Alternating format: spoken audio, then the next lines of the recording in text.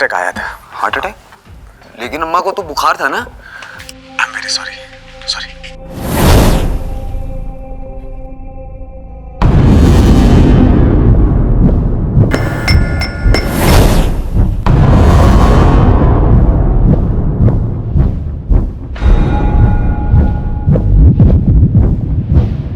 दृष्टि, बेटा कुछ कहना है दादी से? तो उनके पास जाना, यहाँ से क्या देख रही है? नहीं, अगर मैं उनके पास जाऊंगी तो वो मुझे मार देंगी। आपने देखा नहीं चाकू उनके हाथ में? नहीं बेटा, नहीं, हम सब बहुत प्यार करते हैं तुझसे। चाय बना दो? रहने दो। क्या बात है, टेंशन में लग रहे हो?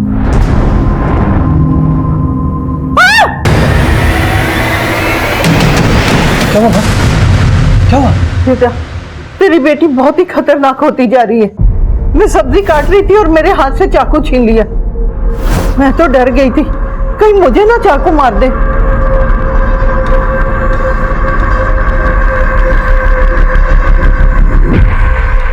मुझे पता है दृष्टि कहाँ छुपी है।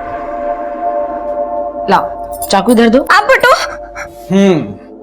दृष्टि तो बहुत ब्रेव है, लेकिन बेटा मम्मी ठीक कह रही है, चाकू से नहीं खेलते। लाओ चलो दादी को सॉरी बोलो। नहीं, मैं नहीं बोलूंगी। दृष्टि, एक काम करते हैं, मैं तुम्हारा और दादी का पैचअप करवाती हूँ, ठीक है?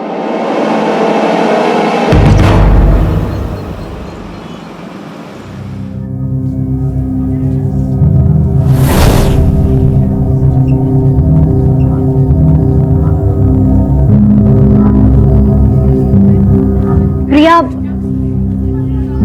मुझे तेरी एक हेल्प चाहिए। तुझे और मेरी हेल्प? हाँ, वो एक्चुअली ना मेरे बॉयफ्रेंड ने मुझे मिलने बुलाया है। तेरा बॉयफ्रेंड कौन? अपने स्कूल का है? नहीं, बाहर का है। बातें तो अच्छी करता है, पर आज पहली बार उसने अकेले मिलने बुलाया है, तो सोच रही हूँ जाऊँ या नहीं जाऊँ। लॉटरी लग गई और तू ये सोच रही है कि प्राइज मनी लूँ या ना लूँ? ज्यादा सोच मत, जा मिल क्या। तू भी चलना मेरे साथ तेरे बॉयफ्रेंड से मिलने। क्यों कबाब में हड्डी जोड़ रही है? कबाब में हड्डी नहीं, एक से भले दो। और तू मेरे साथ चल के देख लेना कि मेरी चॉइस सही है या नहीं। तो इतना रिक्वेस्ट कर ही रही है तो मना नहीं करूंगी। पर कुल्फी खिलाएगी? पक्का खिलाऊंगी।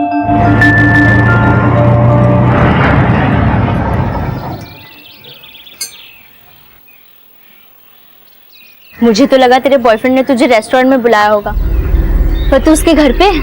ये अर्जुन का घर नहीं है, ये मेरी दूर की मौसी का घर। मैंने उसे भी अर्जुन के बारे में बता रखा है। मैंने सोचा बाहर मिलूंगी तो कोई देख लेगा, इसलिए मैंने उसे यहीं बुला लिया। यानी एक की बढ़ के दो नहीं तीन है। तेरी मौसी ने भी उसे पसंद कर लिया है और तू अब भी मेरी सजेशन पे डिपेंड है। तू मेरी बेस्ट फ्रेंड है यार, तेरा सजेशन भी इम्पोर्टेंट है।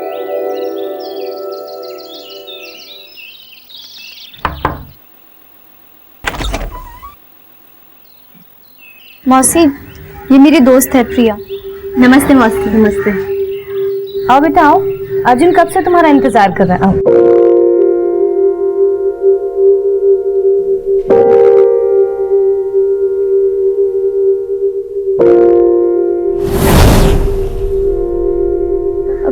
ये मेरी दोस्त है प्रिया। आ जाओ बैठो।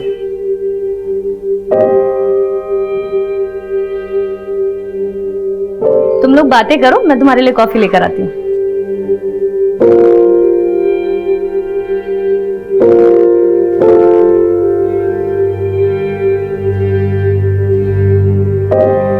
लड़का अच्छा है पर शर्मिला है क्या?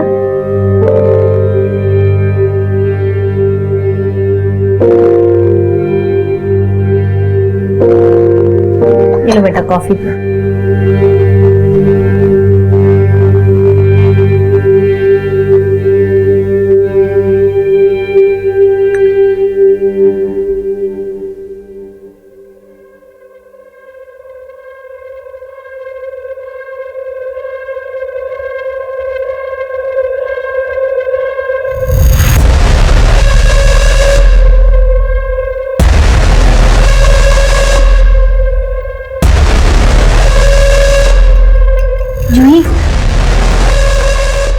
आवाज आ रही है।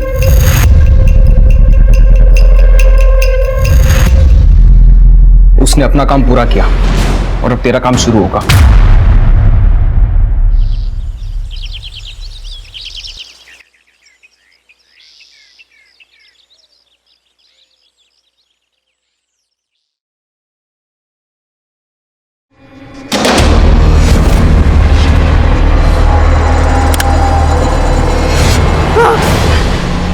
कौन?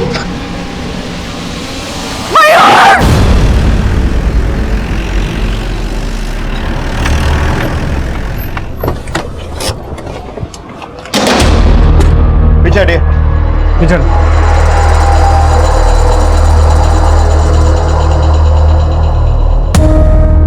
पीछे हटी।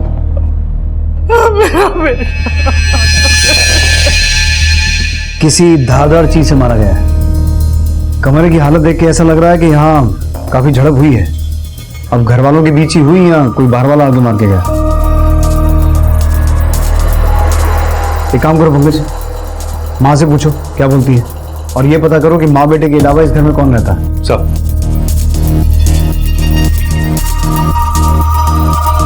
यादव सर। बाहर चेक करो, घर के बाहर या आसपास कोई सीसीटीवी है क्या, और फोरेंसिक टीम से पूछो कहाँ पहुंची। Okay sir. इस आदमी का नाम मयूर है। यहाँ इसकी माँ के अलावा इसकी बीवी अंकिता और बेटी दृष्टि रहते हैं, लेकिन ये दोनों ही सुबह से गायब हैं। प्रिया, मुझे तेरी एक हेल्प चाहिए। मेरे बॉयफ्रेंड ने मुझे मिलने बुलाया है। तू भी चलना मेरे साथ, और तू मेरे साथ चल के देख लेना कि मेरी चॉइस सही है या नहीं।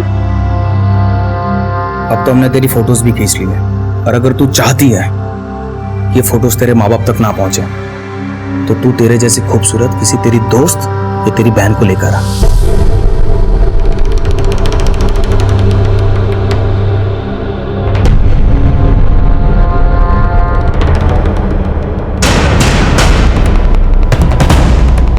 कभी नहीं, मैं तुझे अपना दोस्त समझती थी, और तूने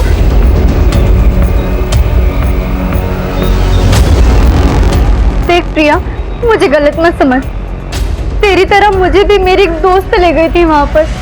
मेरे साथ भी वही हुआ जो तेरे साथ हुआ यार।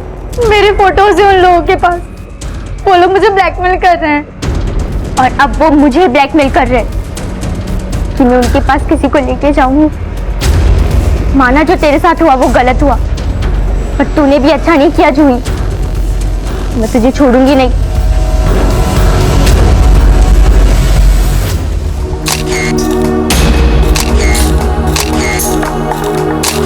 बड़ा खुशहाल परिवार था सर, पर मयूर अपनी बेटी दृष्टि को लेकर बहुत परेशान रहते थे। दृष्टि सिजोफ्रेनिया की पेशेंट थी। सिजोफ्रेनिया? साहब, सृष्टि को ऐसी बीमारी थी कि उसे हमेशा लगता था कि उसे कोई मारना चाहता है। अगर मैं उनके पास जाऊंगी तो वो मुझे मार देंगे। कहीं ऐसा तो नहीं कि कल रात को ऐसा कुछ हुआ हो जिसकी वजह से आपकी पोती नहीं आपके बेटे को? नहीं साहब, ऐसा कुछ नहीं हुआ। माना वो अपनी बीमारी की वजह से वहम करती थी, पर वो अपने माँ बाप के साथ बहुत खुश थी। वो तो बाहर वालों से डरती थी। आपके बेटे और बहू के बीच में कोई लड़ाई झगड़ा, कोई अनबन? 18 साल हो गए शादी को, ऐसा कुछ भी नहीं था। पर कुछ दिनों से मयूर बड़ा गुमसुम रहने लगा था। मयूर, आलू गोभी बनाऊं या कोई और सब्जी खानी है? मयूर, मयूर, मयूर बेटा, किस सोच में पड़े हो? कुछ नहीं माँ। मेरी बहू को लगता था कि मयूर हमसे कुछ छुपा रहा है। आपका बेटा मयूर काम क्या करता था? वो एक एक्सपोर्ट कंपनी का मैनेजर था। आपके बेटे की किसी बाहर वाले से या किसी रिश्तेदार से कोई दुश्मनी? साहब, मयूर की मां ना तो अपनी पोती पे शक जता रही है और ना ही अपनी बहू पर, लेकिन गायब दोनों ही हैं। कहीं ऐसा तो नहीं कि दृष्टि के हाथों ही मयूर का मर्डर हुआ हो और अपनी पोती को बचाने के लिए इसने उसे अपनी बहू के साथ कहीं भेज दिया हो? सकता है सर, लेकिन घर के आसपास कोई भी सीसीटीवी नहीं है, तो पता लगाना मुश्किल है कि मयूर का मर्डर किसी बाहर वाले ने किया है या फिर मयूर की बीवी और बेटी के ही गायब होने का कनेक्शन मयूर के मर्डर से है? एक काम करो पंकज, मयूर और उसकी बीवी के कॉल रिकॉर्ड्स निकालो, उन दोनों के अफेयर्स, दोस्ती, दुश्मनी, हर एक एंगल को चेक करो और दृष्टि के डॉक्टर को मिलो एक बार, उससे उसकी मेंटल कंडीशन के बारे में पता करो। Okay sir.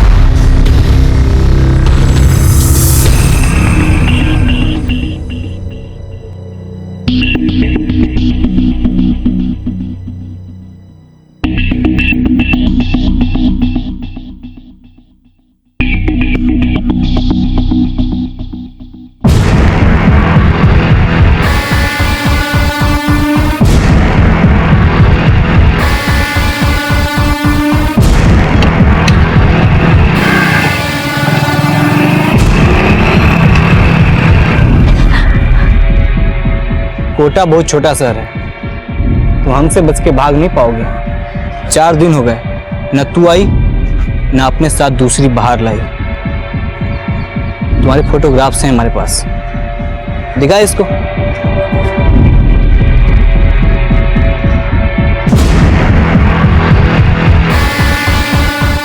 अगर कल तक तू किसी दूसरी लड़की को लेकर हमारे पास नहीं आए तो ये फोटो हम तुम्हारे बाप को भेज देंगे, समझी ना?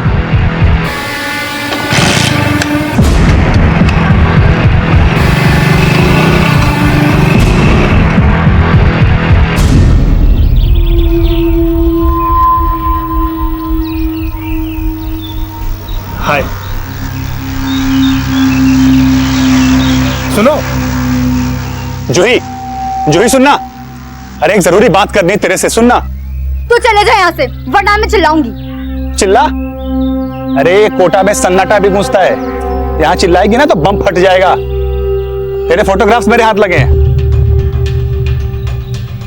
कौन से फोटोग्राफ्स? वही जिसमें 2-2 लड़कों के साथ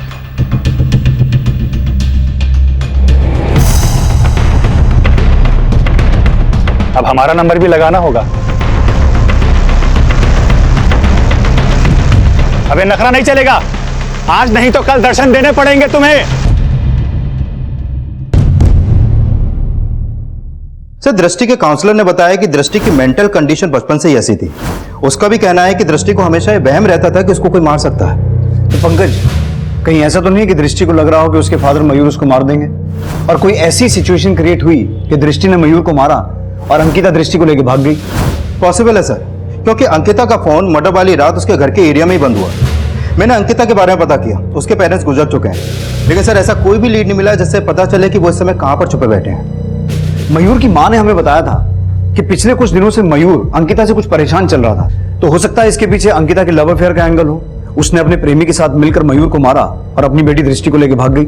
सर, अंकिता के कॉल रिकॉर्ड से तो ऐसा कोई भी क्लू नहीं मिला है, लेकिन हाँ, मयूर के कॉल रिकॉर्ड से पता चला है कि उसकी हत्या से कुछ दिन पहले से उसको कोटा के एक पीसीओ से कॉल आ रहे थे और मयूर के काम से जुड़े ऐसे कोई भी इंसान का पता नहीं चला है जो कोटा में रहता हो। और मयूर की मां ने भी ऐसा कुछ नहीं बताया कि उसका कोई रिश्तेदार कोटा में रहता है। तो फिर कोटा के पीसीओ से मयूर को कॉल्स कौन कर रहा था? और इन कॉल्स का मयूर के मर्डर और अंकिता और दृष्टि के गायब होने से क्या कनेक्शन हो सकता है? एक तरफ पुलिस अंकिता और दृष्टि के गायब होने से मान रही थी कि शायद मयूर मर्डर केस की वो प्राइम सस्पेक्ट है, और उनका पुलिस से भागने का आखिर क्या राज था, यह अभी भी रहस्य बना हुआ था। पर इस रहस्य का संबंध क्या उस मामले से भी जुड़ा था जिसमें एक के बाद एक कई लड़कियां शारीरिक शोषण का शिकार बनी थी? कोटा में तो बाहर आ गई है। माय गॉड, एक जाति या दूसरी को लेके आती है।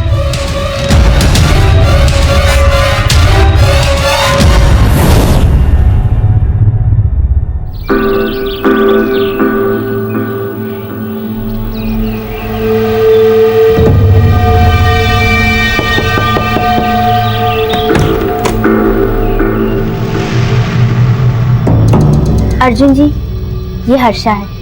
हर्षा, ये वही बायोलॉजी टीचर है जिनके बारे में मैं बात कर रही थी। ये बहुत सारे स्टूडेंट्स को बायोलॉजी की फ्री ट्यूशंस देते हैं, तो उनके पास पढ़ेगी तो 10th में टॉप करेगी। थैंक यू दीदी। अरे बाहर क्यों खड़े हो, अंदर आ जाओ।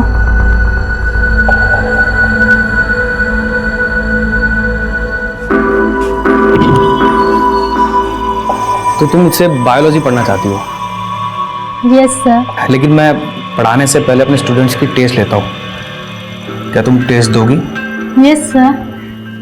ठीक है आशा, तो तुम सर को टेस्ट दो, मैं चलती हूँ।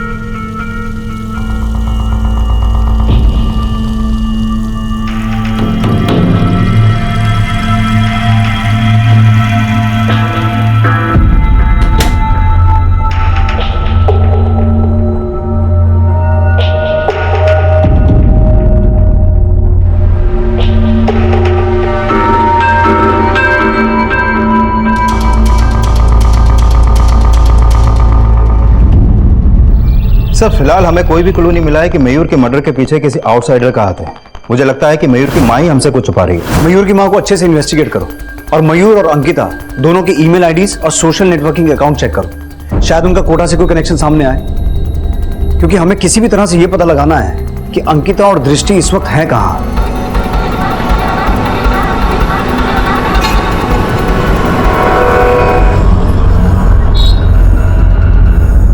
दृष्टि बेटा हम उतर गए ना गाड़ी से। हाँ अब मत डरो, ठीक है? चलिए। आप आगे जाओ, मैं आप नहीं, हाँ आप आगे जाओ, मैं आपके पीछे आऊंगी। हम साथ भी तो चल सकते। नहीं आप आगे जाओ, मैं आपके पीछे आऊंगी। You go go.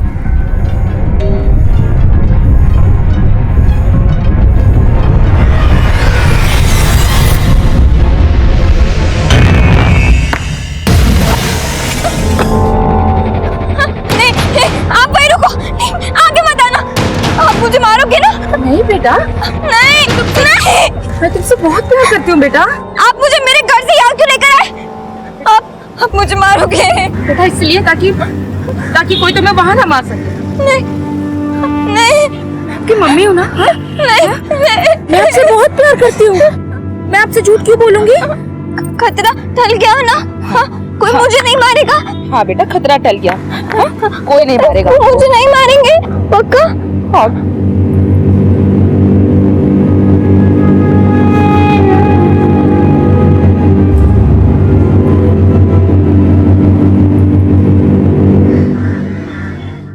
सर मयूर की माँ के कॉल रिकॉर्ड में तो कुछ भी सस्पिशियस नहीं मिला, लेकिन मैंने मयूर का ईमेल अकाउंट स्कैन किया। सर मयूर की हत्या से कुछ दिन पहले उसको गोविंद आर नाम की एक ईमेल आईडी से मिला आया था। ये देखिए सर। कैसे हो मयूर जी? आजकल मेरा फोन नहीं उठा रहे, कोटा कब आ रहे हो? देर मत कीजिए, नहीं तो मामला बिगड़ सकता है। तो ये गोविंद आहार मयूर को कोटा बुलाना चाहता था, लेकिन ये किस मामले की बिगड़ने की बात कर रहा है? सर इस गोविंद आर नाम की ईमेल आईडी से मयूर को सिर्फ एक ही मिला था। पंकज, हो सकता है ये गोविंद आर वही आदमी हो जो कोटा के पीसीओ से मयूर को कॉल करता था। इसका आईपी एड्रेस निकालो, हो सकता है इसका मयूर के मर्डर से कोई कनेक्शन हो और ये अंकिता और दृष्टि के बारे में भी कुछ जानता हो।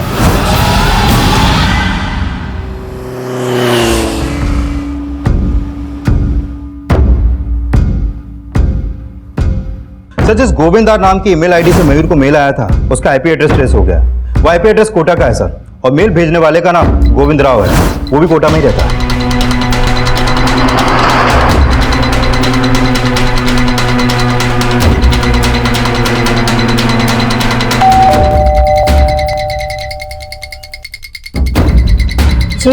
गोविंद राव जी हैं? आप लोग कौन है? आप जरा गोविंद राव जी को बुलाइए। लगता है आप कोटा से नहीं।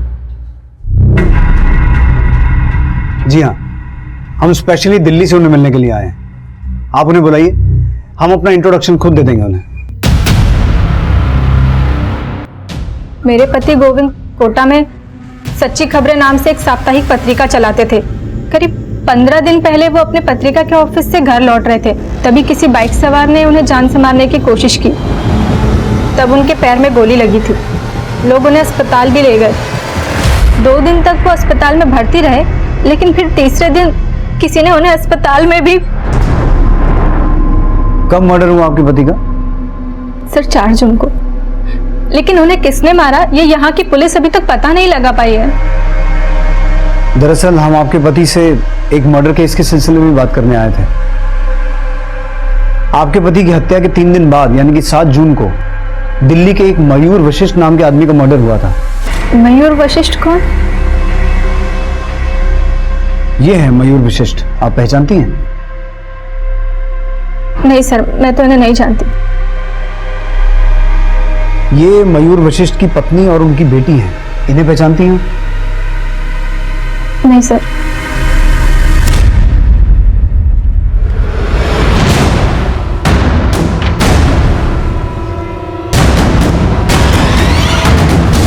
मम्मा, आप मुझे दिल्ली से यहाँ क्यों लेकर आई हैं?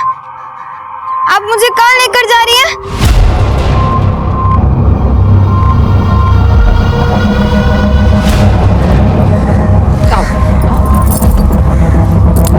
सर, गोविंद राव की बीवी मयूर और उसकी फैमिली को नहीं जानती, लेकिन गोविंद राव तो जानता ही होगा। पर सवाल ये है पंकज कि दिल्ली की एक एक्सपोर्ट कंपनी के मैनेजर मयूर का कोटा के एक जर्नलिस्ट गोविंद राव से क्या कनेक्शन हो सकता है? और गोविंद राव ने मयूर को ऐसा मेल क्यों भेजा कि वो कोटा आए? और ऐसा क्या था जो उस मेल में ये लिखा था कि मयूर ने अगर देर की तो मामला बिगड़ सकता है? सर, गोविंद राव का मर्डर मयूर के मर्डर से 3 दिन पहले ही हो गया था। अब मयूर का मर्डर और मयूर की बीवी और बेटी का गायब होना, इन तीनों का आपस में कोई ना कोई कनेक्शन तो जरूर है। तभी तो गोविंद राव के आईडी से मयूर को मिल गया। एक काम करते हैं पंकज, गोविंद राव के मर्डर केस को इन्वेस्टिगेट कर रही पुलिस टीम से मिलते हैं। शायद उनसे हमें मयूर और उसकी फैमिली के बारे में कुछ पता चले। सर,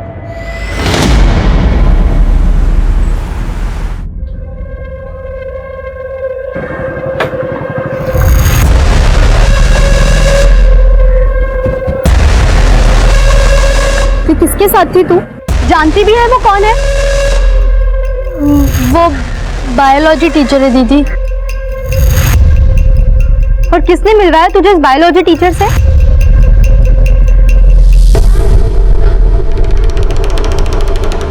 तू मेरी बहन को लफंगों के पास लेके गई। जानती है ना कि वो सिर्फ 14 साल की है। तूने उसे भी इन सब में फंसा दिया। मानती हूँ कि मैंने भी हर्षा के साथ ठीक नहीं किया, लेकिन हर्षा तेरे ही किए की सजा भुगत रही है।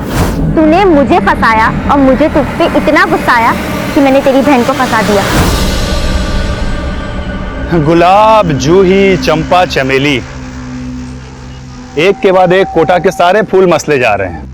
देख जूही, मुझे गलत मत समझ। अरे मैं कोई कैक्टस थोड़ी हूं। अब कामदेव मुझ पर इतना ज्यादा प्रसन्न है तो मैं क्या करूं? तू मेरे साथ सोना चाहता है? सोना नहीं बेवकूफ, मैं तेरे साथ जागना चाहता हूं। ठीक है, लेकिन उसके बदले में तुझे मुझे वो सारे फोटोज दिखाने होंगे जो वो लोग तुझे बनवाने के लिए देते हैं।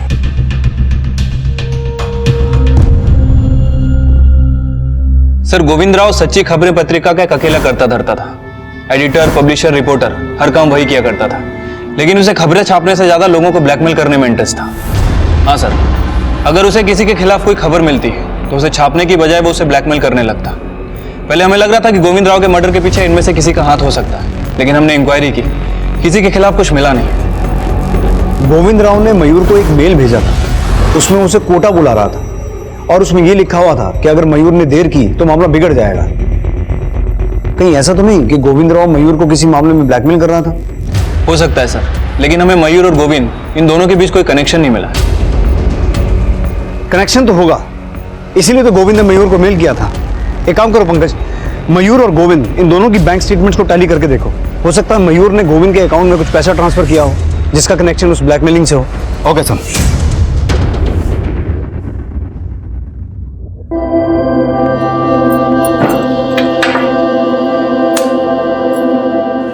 दृष्टि, बेटा ये हमारा नया घर है और यहाँ आपको कोई हार्म नहीं पहुंचाएगा।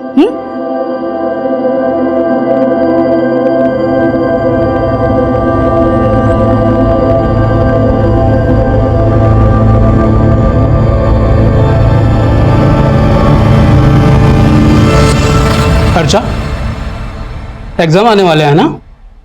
पढ़ाई वगैरह कैसी चल रही है? अच्छी चल रही है। 10 के बाद ना तू साइंस लेना। मैं चाहता हूँ कि तू डॉक्टर बने। तुम्हारी बहन जूही ये तो पढ़ाई में कुछ ध्यान देती नहीं है। तू अपने पापा का नाम जरूर रोशन करना।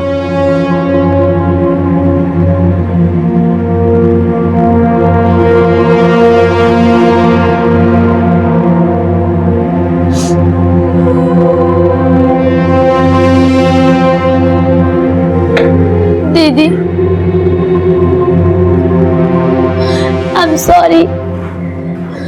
मुझे प्रिया दी के साथ नहीं जाना चाहिए था ना। हर्षा, जब तक तेरी दीदी है तुझे किसी बात से डरने की कोई जरूरत नहीं है।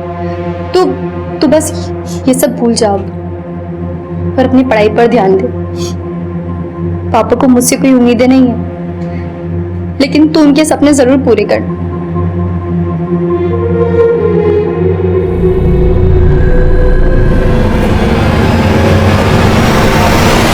सर मैंने गोविंद राव और मयूर दोनों के बैंक स्टेटमेंट टेली किए, लेकिन ऐसा कोई भी क्लू नहीं मिला जिससे लगे कि मयूर गोविंद को पैसे ट्रांसफर करता था। सर मैंने गोविंद का बैंक लॉकर भी चेक किया, उसके लॉकर में ये फोटो मिला है सर। लेकिन गोविंद राव के लॉकर में मिली इस फोटो का मयूर से क्या कनेक्शन हो सकता है? सर एक बच्ची का इंटीमेट फोटो है। अगर मान लो कि गोविंद मयूर को ब्लैकमेल कर रहा था तो हो सकता है कि उस मेल और ब्लैकमेलिंग का इस फोटो से कोई कनेक्शन हो।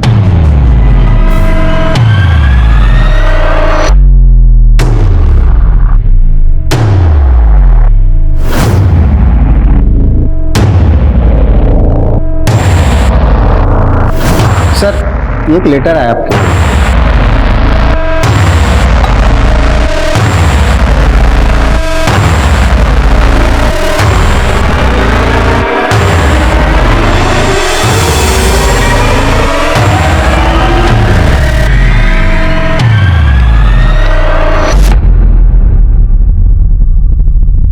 ये फोटोग्राफ गोविंद राव के लॉकर में जी।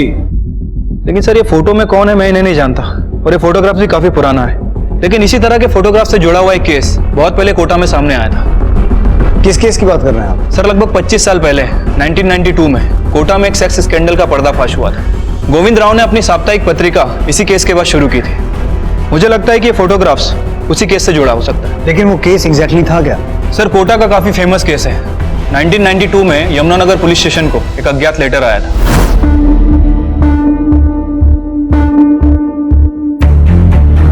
उस लेटर में यह लिखा हुआ था कि कोटा के बहुत सारे लड़के कोटा की मासूम बच्चियों को मोलेस्ट कर रहे हैं। और सर उस लेटर में दी हुई इंफॉर्मेशन के आधार पर यमुनानगर पुलिस स्टेशन ने बहुत सारी गिरफ्तारियां भी की थी। सर जैसे जैसे इस केस का खुलासा होता गया बहुत सारे चौंकाने वाले तथ्य सामने आते गए।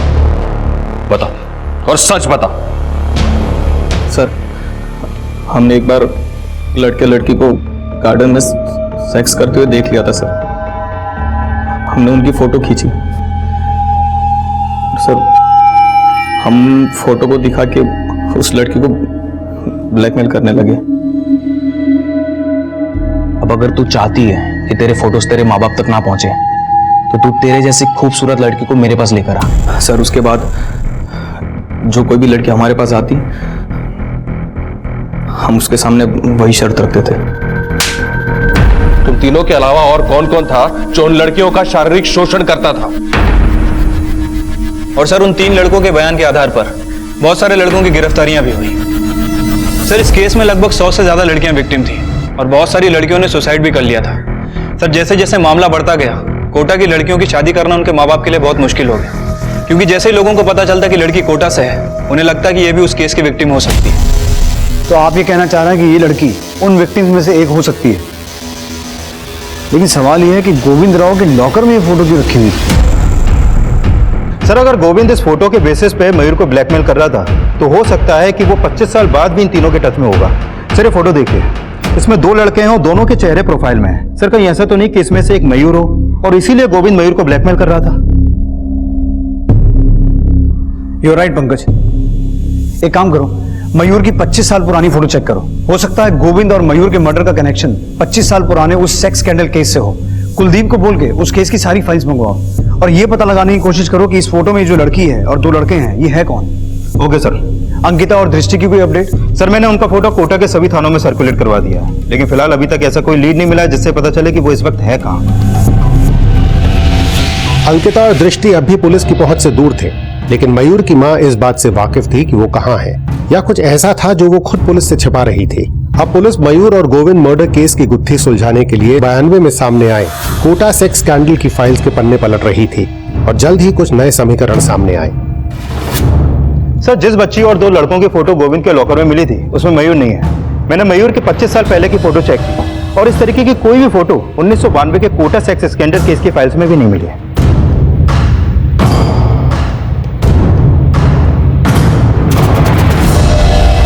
लेकिन पंकज ये फोटो लग तो इसी पीरियड की रही है। अब इस केस में 100 से ज्यादा लड़कियां विक्टिम थी और सिर्फ 18 लड़के गिरफ्तार हुए थे। कई एक्यूज और विक्टिम्स तो ऐसे थे जिनकी आज तक पहचान ही नहीं हो पाई। तो पूरे चांसेस हैं कि इस फोटो में जो लड़की है वो उसी केस की एक विक्टिम हो, और ये जो दो लड़के हैं ये ऐसे एक्यूज जिनकी आज तक पहचान नहीं हो पाई। लेकिन सर इस केस में मयूर का कोई कनेक्शन मिल नहीं पा रहा। मैंने गोविंद के कॉल रिकॉर्ड चेक किए, उसके मर्डर से पहले तक ये गोविंद इस केस से जुड़ी 2 औरतों के टच में था। कौन 2 औरतें? सर उसमें से एक है प्रिया सिंह जो इस केस की विक्टिम थी, और दूसरी है सरला जो इस केस के अक्यूज अमित बिष्ट की वाइफ है। सर अभी ये सरला और प्रिया दोनों के फोन बंद है। लेकिन गोविंद एक विक्टिम और एक एक्यूज की वाइफ के टच में क्यों था? सर ये अमित बिष्ट की फोटो प्रोसेसिंग लैब हुआ करती थी, और ये अमित ही उन लड़कों द्वारा खींची गई फोटो को डेवलप करता था। सर ये अमित इस केस का बड़ा एक्यूज था जो उन लड़कों के लिए काम करता था जो लड़कियों की फोटो खींचकर उन्हें ब्लैकमेल करते थे। सर अमित ने बयान दिया कि जो फोटोग्राफ यमुनानगर पुलिस स्टेशन में शिकायत के रूप में भेजे गए उसी की लैब से चोरी हुए थे। इन फोटोज में जो 18 लड़के हैं उनको तो हमने दबोच लिया। अब तू ये बता, इनके अलावा और किस किस को तू जानता है? सर मैं अर्जुन, सुमित और ये सुबोध, इन तीनों के अलावा और किसी को नहीं जानता, क्योंकि बस यही तीनों हमसे फोटो डेवलप करवाने आते थे। लेकिन वो लोग तो कह रहे हैं कि तेरी वजह से सब पकड़े गए। तूने किसी को ये फोटोज दिए जो हमारे पास एनवेलप में पहुंचे। क्या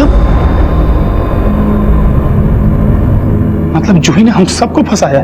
जूही कौन? केटी पब्लिक स्कूल की लड़की है।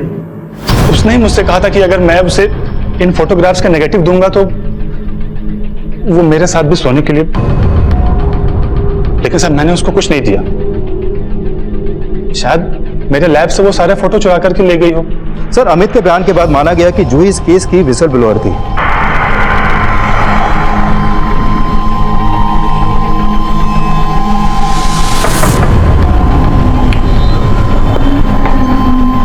जूही यही रहती है?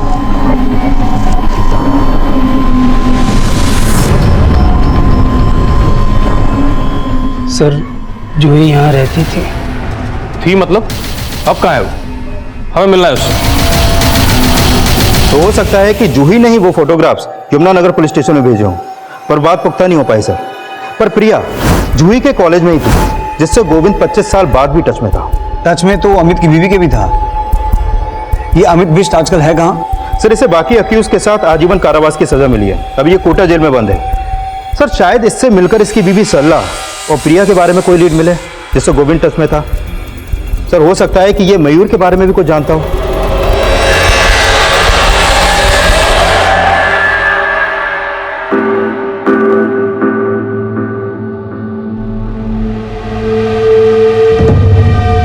साहब पिछले 25 साल से मैं इस 4 दीवारी में बंद हूं।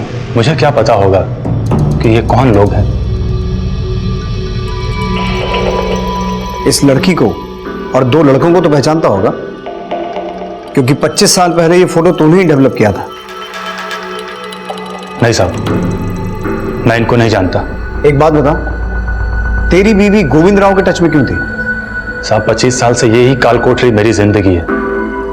बाहर मेरी बीवी किससे मिलती है, क्या करती है, मुझे क्या पता होगा। सर बाकियों ने भी उस लड़की और 2 लड़कों को आइडेंटिफाई नहीं किया। सर क्या वाकई में इस फोटो का 25 साल पुराने सेक्स स्कैंडल से कोई कनेक्शन हो सकता है? और मुझे इस फोटो का मयूर से भी कोई कनेक्शन नहीं मिल पा रहा। अब ये समझना मुश्किल है कि गोविंद इस फोटो के लिए ही मयूर को ब्लैकमेल कर रहा था या फिर कहानी कुछ और है। लेकिन पंकज, मुझे स्ट्रांगली लग रहा है कि अमित उस फोटो में मौजूद लड़की और दोनों लड़कों को पहचानता है, लेकिन किसी वजह से बता नहीं रहा है।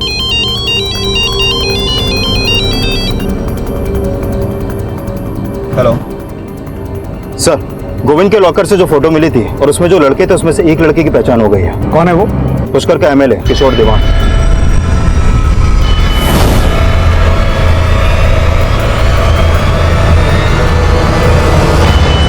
सर मैंने किशोर देवान के हेंचमैन के कॉल रिकॉर्ड चेक किए। उसका नाम देवराज है, ये उसका फोटो सर। सर 1 जून को जहां पर गोविंद राव पर हमला हुआ था वहां पर इसका फोन एक्टिव था, और 4 जून को जिस हॉस्पिटल में गोविंद राव का मर्डर हुआ वहां पर भी इसका फोन एक्टिव था। फिर तो पूरे चांसेस हैं कि गोविंद का मर्डर इस देवराज ने किया हो। सर माना कि देवराज ने गोविंद को मारा, लेकिन क्या मयूर का मर्डर भी देवराज ने किया होगा? अब ये तो देवराज ही बताएगा कि मयूर के मर्डर और मयूर की बीवी और बेटी के गायब होने का क्या चक्कर है। उठा के लाओ इसे।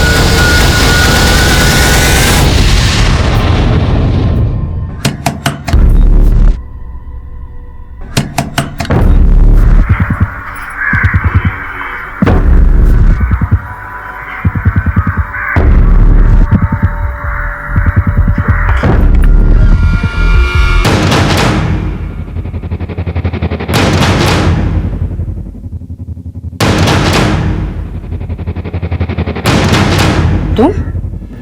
तुझे क्या लगा कौन है? अच्छा ये बता मुझे क्यों बुलाया यहाँ? अंदर तो आओ। ये तेरी बेटी है?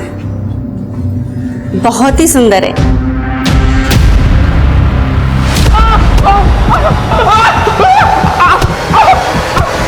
अंगद बोल।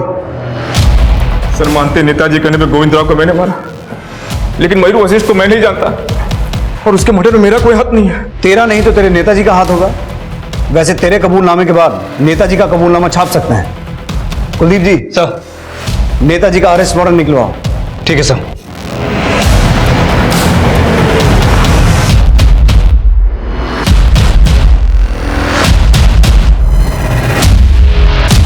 इंस्पेक्टर साहब, हमने देवराज को किसी का मर्डर करने के लिए नहीं भेजा था। आप समझने की कोशिश कीजिए। अरे वो नमक हरामी कर रहा है हमारे साथ। नेताजी, अब आपका कोई पैंतरा नहीं चलेगा और आप सिर्फ गोविंद राव के मर्डर केस में ही नहीं, 25 साल पुराने कोटा सेक्स स्कैंडल केस में भी फंसने वाले हैं। जिस आदमी ने 25 साल पहले ये फोटो डेवलप की थी, अमित बिष्ट, उसने भी अपना मुंह खोल दिया। साहब, ये फोटो पहले पुलिस के पास नहीं थी। इसकी नेगेटिव मैंने घर में छुपाकर कहीं रख दी थी, लेकिन कुछ समय के बाद जब मैंने अखबार में देखा कि किशोर दीवान एमएलए का इलेक्शन जीत लिया था, तब मुझे ख्याल आया। मैंने सोचा कि वो पिछले 25 साल से बाहर ऐश कर रहा है और हम लोग यहाँ जेल में सड़ रहे हैं। इसलिए मैंने अपनी बीवी को मिलने के लिए बुलाया और मैंने बोला कि वो किशोर दीवान की फोटो गोविंद राव को दे दे ताकि वो उसको ब्लैकमेल कर सके, और जब मैं यहाँ से निकलूँ तो मेरे पास कुछ पैसे हो। अमित बिष्ट की बीवी ने ये फोटो गोविंद राव को दी थी और गोविंद राव इसी फोटो के लिए आपको ब्लैकमेल कर रहा था और इसीलिए आपने देवराज को बोलकर गोविंद राव का मर्डर करवा दिया।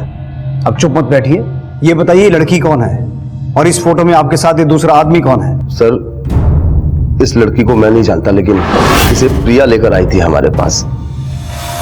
और ये दूसरा आदमी कौन है? सर, इसका नाम अमजद है और ये बहुत ही रईस बाप की औलाद है।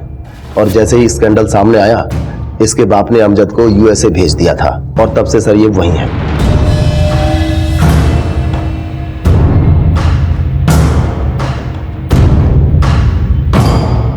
सर, इस फोटो में जो बच्ची है उसकी पहचान हो गई है। उसका नाम हर्षा है और जिस जूही नाम की लड़की ने यमुनानगर पुलिस स्टेशन में एनवलप भेजने के बाद सुसाइड किया था, ये हर्षा उसी की बहन है। सर, पता चला है कि इनके माँ बाप कई सालों पहले गुजर गए थे, लेकिन अभी हर्षा कहाँ है इसका कुछ पता नहीं चल पा रहा। लेकिन इस लड़की हर्षा और अमजद का मयूर से कोई ना कोई कनेक्शन तो होगा। किशोर ने हमें बताया कि हर्षा को उसके पास प्रिया लेके आई थी। प्रिया के बारे में कुछ पता चला? चालाक मत बन किया। तेरी शादी नहीं हुई इसीलिए तूने मेरा घर बर्बाद करने की सोची।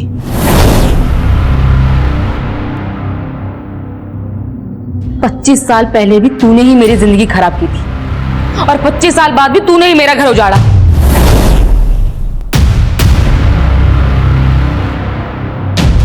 तेरी बहन जूही ने मेरी जिंदगी उजाड़ दी। खुद ने तो सुसाइड कर लिया, लेकिन 25 साल पहले मेरे साथ कितनी लड़कियों के नाम पुलिस को दे दिए थे। जूही दीदी की वजह से ही वो कमीने पकड़े गए थे। वो इतनी ही महान थी तो उसने अपनी और तुम्हारी फोटो पुलिस को क्यों नहीं दी थी?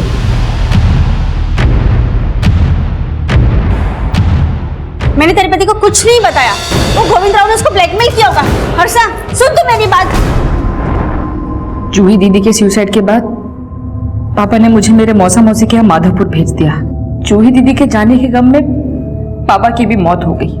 मेरे मौसा मौसी ने मुझे नया नाम दिया, पहचान दी, क्योंकि वो जानते थे कि कोटा की लड़की होना मेरा भाग्य कभी नहीं बदल सकता। उन्होंने मुझे पढ़ाया, मयूर से मेरी शादी की, लेकिन जो कुछ भी मेरे साथ हुआ मैं वो सब कभी भूल नहीं पाई। और इसी स्ट्रेस की वजह से मैंने एक ऐसी बेटी को जन्म दिया जो बचपन से ही स्किज़ोफ्रेनिया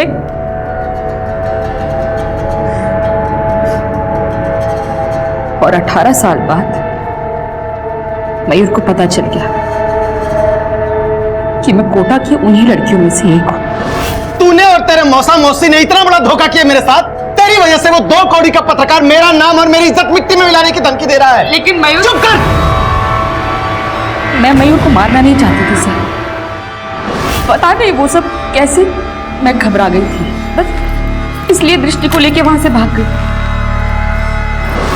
मैं जानती थी कि अगर मुझे जेल हो गई तो दृष्टि का ध्यान कोई नहीं रखेगा, इसलिए मुझे वहां से भाग जाना ही ठीक लगा।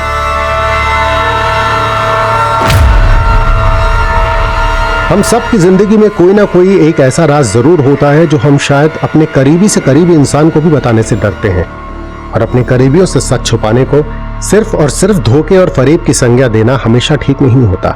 और छिपाया गया सच अगर वाकई बहुत कड़वा है तो भी उसे इतना विषैला नहीं बन जाने देना चाहिए कि माफी मांगने और माफी देने की गुंजाइश ही खत्म हो जाए। ये महानगर मुंबई है। इंसानों के इस रेले में कौन कहां किस नियत से जा रहा है अनुमान ही लगाया जा सकता है। और हाँ, इस शहर में इंसान और उसकी नियत और प्लानिंग दो ही सूरतों में सामने आती है, या तो जब कोई सफलता की बुलंदी छू जाता है या जब कोई अपराध की कालिक से अखबार को रंग देता है, टेलीविजन पे ब्रेकिंग न्यूज का बवंडर छोड़ देता है। पर तब तक इस महानगर मुंबई में कौन कहां क्यों जा रहा है केवल अनुमान ही लगाया जा सकता है।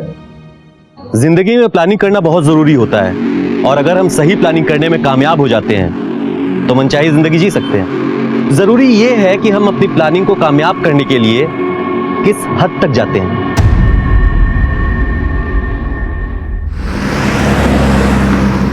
सुषमा, चलो खाना खा लो, फिर दवाइयां भी खानी है।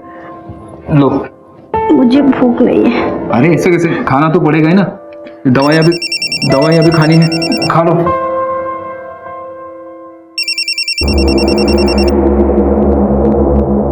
आदमी लोग का इंतजाम हो गया? देख, मैंने धूर देख लिया है, सब खातिर लायक है ना? कहाँ मिलने का पता है? हाँ तो पहुंचो, पोल पे पहुंचो, मैं निकल रहा हूं। खा लो। क्या आप कहाँ जा रहे हो? मैं आता हूँ जल्दी, दवाइयां भी खा लेना 10 मिनट के बाद। हाँ,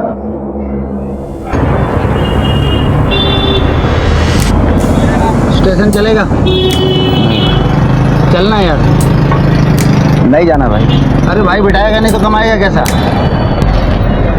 भाई मेरा ऑटो है, मेरी मर्जी, नहीं जाना।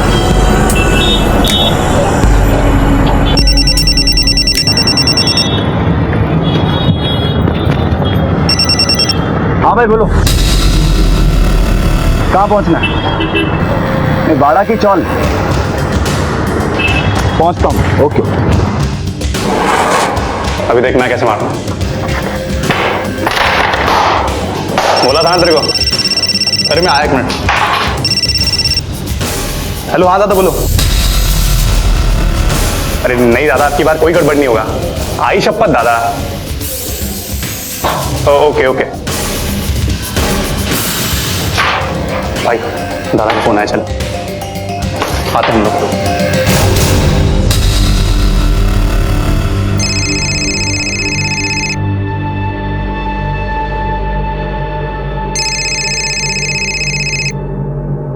हेलो,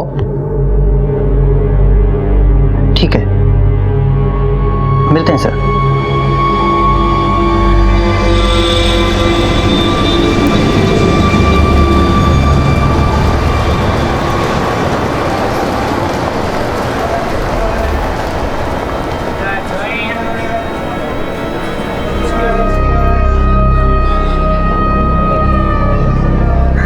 दादा, हाँ, ये आपके हाथ से ब्लड निकल रहा है। साहब, मैं 12:32 की विरार लोकल से उतरा, थोड़ी बहुत भीड़ थी, मैं 5 नंबर के प्लेटफॉर्म पर उतर कर मैं बाहर निकला।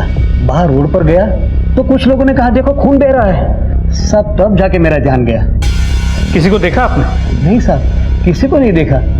कब हुआ, किसने किया, कुछ पता ही नहीं चला। कोई सामान चोरी हुआ है? पर्स, मोबाइल, घड़ी, चेन? नहीं साहब, सब कुछ है, मोबाइल सब कुछ है। किसी के साथ दुश्मनी है तुम्हारी? नहीं साहब। ठीक है, जा दो सर, इनकी कंप्लेंट लिखूंगी। ओके सर, जाइए आप। धन्यवाद सर। कमाल है, दिन दहाड़े किसी ने चाकू मार दिया और पता भी नहीं चला। कुछ चोरी भी तो नहीं हुआ है, शायद इस हमले की वजह कुछ और ही है। एनीवेज, गोरेगांव स्टेशन के बाहर जो रास्ता है वहां अगर कोई सीसीटीवी मिलता है तो उसका फुटेज चेक करो। सर। वो तो कहां चला जाऊं? सड़क पे जाऊं, भीख मांगूं? ये सब मेरा किसको दोगी? तुझे तो ना मैं एक ठेला नहीं दूंगी, समझा ना? जितने उड़ाने थे बिजनेस के चक्कर में बहुत उड़ा लिए। मेरा बेटा हुआ तो क्या हुआ? अरे इसी हद से तो मांग रहा हूँ, बेटा हूँ। पापा की पेंशन सेविंग्स कहाँ चिता पे लेके जाओगी? अरे हाँ, छाती पे लेकर जाऊंगी, लेकिन ना तुझे एक ठेला नहीं देने वाली हूँ। तू निकल यहाँ से, निकल यहाँ से। गलती का इनाम नहीं मिलता रे, आदमी बदल। ये काम होना बहुत जरूरी है। मिलने के ठिकाने पे पहुंच रात को।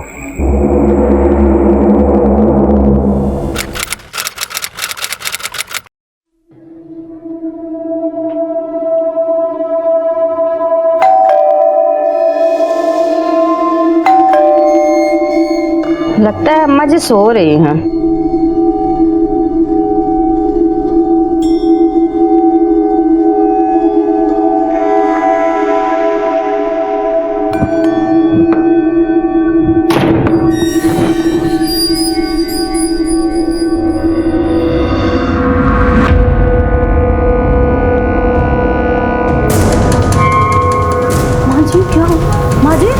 माँ जी क्या हुआ आपको?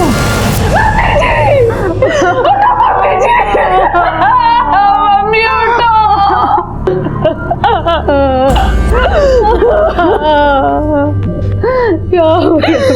क्या हुआ ऐसा? आ गया तू? मम्मी जी मर गई, पड़ गई तेरे कलेजे को टन। बहुत झगड़ा करता था ना तू मम्मी से, ले अब कर ले झगड़ा। मम्मी जी पहले पैसे यार, आरती का सामान ले ले। हरिओम ईश्वर ना, वैसे जल्दी जाना। जी जान।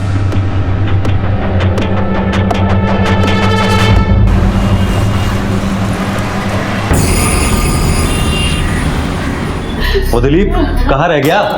अरे अर्थी का सामान लेने भेजा था ना तुझे, जल्दी आ।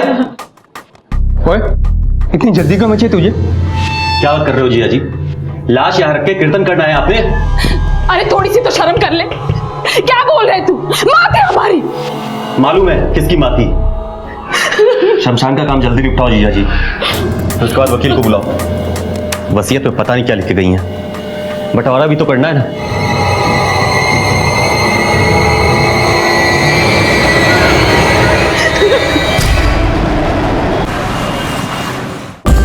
आपकी मदर ज्योति राणा, उन्होंने अपना ये घर जो है बैंक में जो भी नकदी है वो अपनी बेटी उषा के नाम किया है। ऐसे कैसे हो सकता है?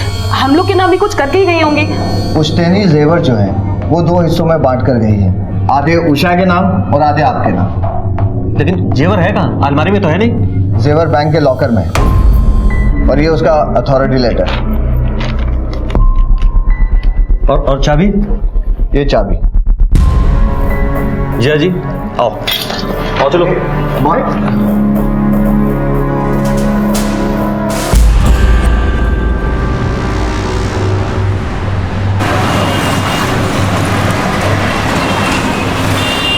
कुलदीप, मेरा एक जरूरी फोन आ गया ऑफिस से। तू अंदर जा, मैं अटेंड करके आता हूँ। अच्छा ठीक है, हाँ जल्दी आइए। हाँ मैं आ रहा हूँ। मैं कह रहा हूँ गाड़ी इधर ही लगा लीजिए।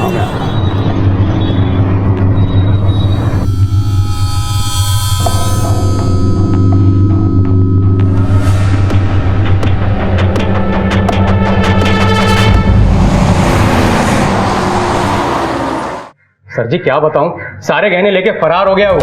ये कैसे पॉसिबल है? तुम तो कह रहे थे कि वो तुम्हारे साथ था। हाँ सर, साथ में ही था, पर लॉयर से मिलने के बाद हम दोनों साथ ही बैंक गए थे। वहां मैं गड्डी पार्क ही कर रहा था कि मेरा एक जरूरी फोन आ गया ऑफिस से। मैंने कुलवीर से कहा तू आगे बढ़, मैं आता हूँ। मैं बोल रहा हूँ सर जी कि वो आदमी एक नंबर का कमीना है। उसने कहीं गहने छुपा दिए और खुद कहीं निकल गया। और ये सब कुछ उसने 10 मिनट में किया। सर जी वो आदमी कुछ भी कर सकता है, और मुझे तो लगता है कि माता जी को भी।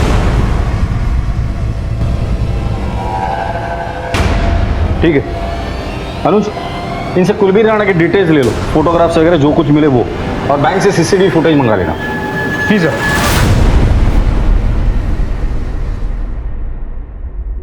मां से पैसों के लिए दुश्मनों की तरह लड़ने वाला कुलबीर जेवर हाथ लगते ही फरार हो गया। वसीयत में जिसे न फ्लैट मिला न नगद, उस लालच के मारे बेटे के लिए 70 लाख के गहने लेकर फरार हो जाना संभव लगता है। उधर एक बेटे ने एक मां खोई, इधर एक मां बेटी की तलाश में पटना बिहार से इस ईद गारे के जंगल में आ पहुंची।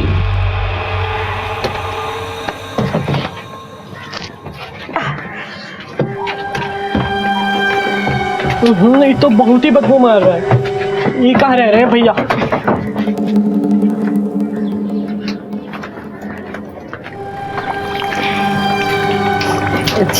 बहन जी, हाँ, ये 32/205 कहाँ है?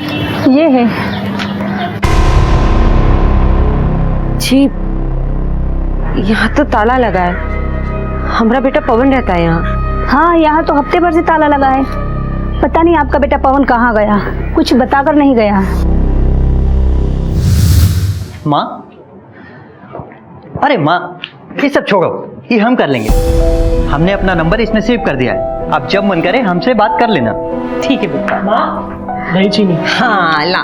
अरे इस सब से कुछ नहीं होने वाला है। चुपचाप खाना पड़ेगा। चलो, सगन होता है, मुंह खोलो। मुंबई में नौकरी मिलते ही तुमको और अन्य दोनों को उधर ही बुला लेंगे। हम क्या कह रहे हैं बिटवा, 2-4 महीना और रुक जाते, यहाँ पटना में ही नौकरी ढूंढ लेते। 2 साल से MBA करके बैठे हैं, और रुके तो सुसाइड कमिट कर लेंगे। पगला गए हो का? और वैसे भी माँ, मुंबई बहुत बड़ा शहर है, यूं समझ लो कि बुलावा आ गया। ठीक है बिटवा, खूब मेहनत करो और खूब कामयाबी पाओ।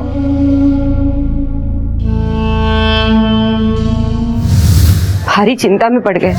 जैसा सोच के आए थे वैसा कुछ नहीं हुआ अब तक। कुत्ता वाला जिंदगी है इधर। क्या हुआ? जहाँ रह रहे हैं समझ लो कबूतर खाना है। कैसे रह रहे हैं कि हम ही जानते हैं। एक एक दिन नरक हो गया है अम्मा। हम तो कहते हैं कि सब छोड़ छाड़ के वापस आ जाओ घर, जब तो यहाँ आए हैं। बहन जी, मेरी मानो ना तो पुलिस में जल्दी रिपोर्ट करवा दो।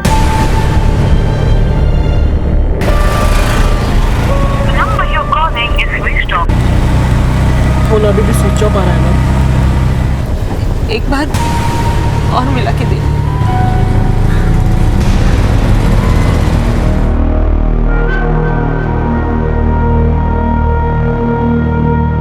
ये हमरे पवन की फोटो। तो आखिरी फोन 2 हफ्ते पहले आया था? जी सर। हाँ, काम मिला है। अरे वाह बेटवा, ये तो बहुत ही बढ़िया बात है। रहने दो। क्या हुआ? मन तो करता है कि सब कुछ छोड़ छाड़ कर पटना लौट आए। अरे पर बात क्या है बेटवा? अम्मा फोन रखो, किसी का फोन आ रहा है, हम आपसे बाद में बात करते हैं। अरे पर बेटवा सुनो तो। कोई SMS या मैसेज? नहीं, पहले तो 1 हफ्ता फोन उठाया ही नहीं। पिछले 1 हफ्ते से फोन बंद आ रहा है। हाँ, बस एक रोज मैसेज आया था उसका। क्या मैसेज? ए बेटा, मम्मी करता हूँ थोड़ी देर में। यू का मैसेज ना है। उसका नहीं है मतलब? मतलब वो मम्मी नहीं माँ बोलता था हमें, और जब मैसेज कर सकता है तो फोन काहे नहीं उठाया, और बाद में फोन किया भी तो नहीं उसने। प्रशांत सर, इस पवन के कॉल रिकॉर्ड्स निकलो। हमका तो पहले से शक था कि भैया कौन प्रॉब्लम में है। पवन जहाँ काम करता है वहां का फोन नंबर, एड्रेस, ये डिटेल्स तो होंगे आपके पास? कभी बताया नहीं, बस इतना ही बताया रहा कि काम मिल गया है।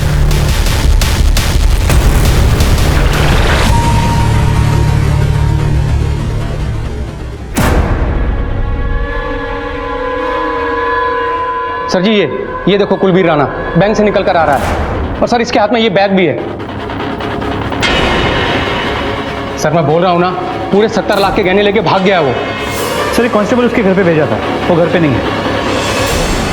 आपकी सासू माँ ज्योति राणा, उसकी वसीयत है आपके पास? सर गड्डी में लेकर आइए। जी अभी लेकर आइए।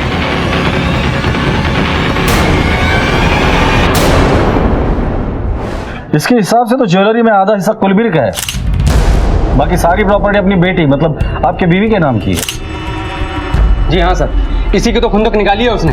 पूरे 70 लाख के गहने लेके फरार हो गया वो। आपकी सासू माँ बीमार रहती थी? हाँ सर, BP और डायबिटीज की मरीज थी, और मरने से 1 दिन पहले झगड़ा हुआ था उनका कुलबीर से पैसों को लेकर। पर आपने बताया था कि कुलबीर अंतिम संस्कार करने की बहुत जल्दी में था। हाँ सर जी। अरे अर्थी का सामान लेने भेजा था ना तुझे, जल्दी आ। वो और उसका दोस्त दिलीप, दोनों को बहुत जल्दी थी। ठीक है, आप जाइए। अगर कुछ पता चलता है तो हम आपको इन्फॉर्म कर देंगे। ठीक है सर।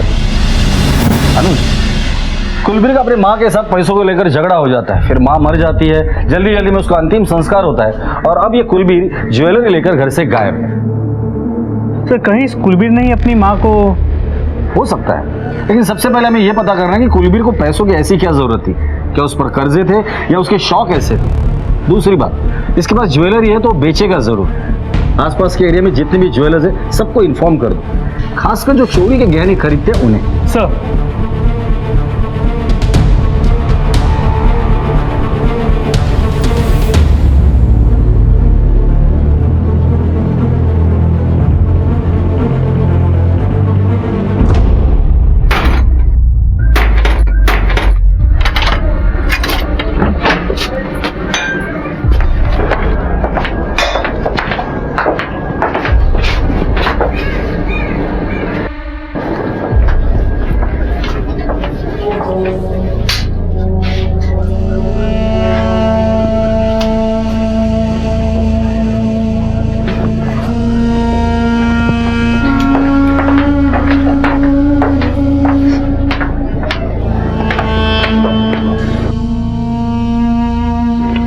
कब से इधर है लड़का? 8 महीना हो गया, शायद बाहर गांव से आया था। अच्छा लड़का था, किसी से लेन देन कुछ नहीं, नौकरी नहीं था, फिर नौकरी लगा, पर हर रोज टाइम से जाना आना। कोई दोस्त यार? नहीं साहब, कोई दोस्त यार नहीं, यहाँ पर तो कोई आता जाता नहीं था। सर पवन मिश्रा का कॉल रिकॉर्ड से। सर इसमें एक नंबर है जिस पर पिछले 6 महीने से पवन ने कई बार फोन किया है। पता चला किसका? बबलू यादव का। एड्रेस बोरीवली ईस्ट का है।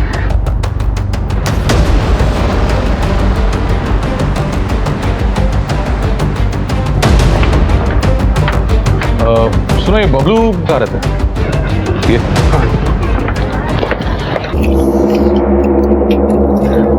बबलू?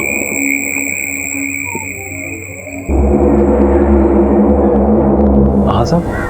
पवन का है? पवन भाई?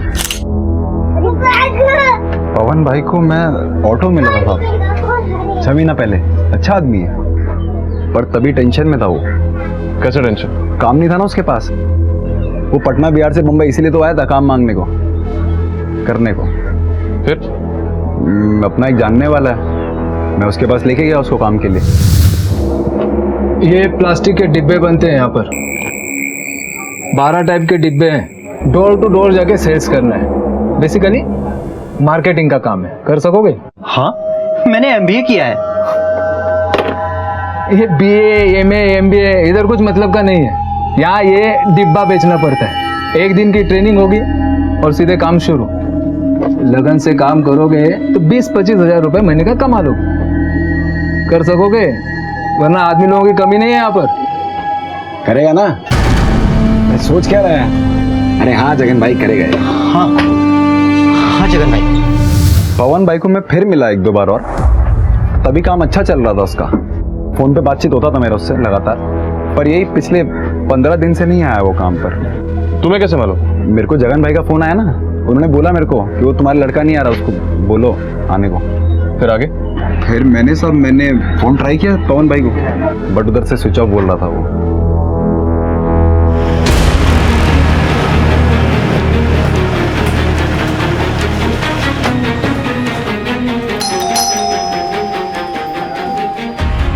कुलबीर राणा जी, मैं उनकी वाइफ। कहाँ है वो? बुलाइए उन्हें। घर पर नहीं है वो। घर की तलाशी लो। अरे आप लोग अंदर कहाँ घुसे आ रहे हैं? अरे बात क्या है, आप कुछ बताएंगे? घर की तलाशी लो, देखो जेवर मिलता है क्या। अरे कहाँ अंदर चले जा रहे हैं? अरे छोड़िए ना, क्या हो क्या रहा है? आपका पति आपके सास के जेवर लेके बैंक से भाग गया है।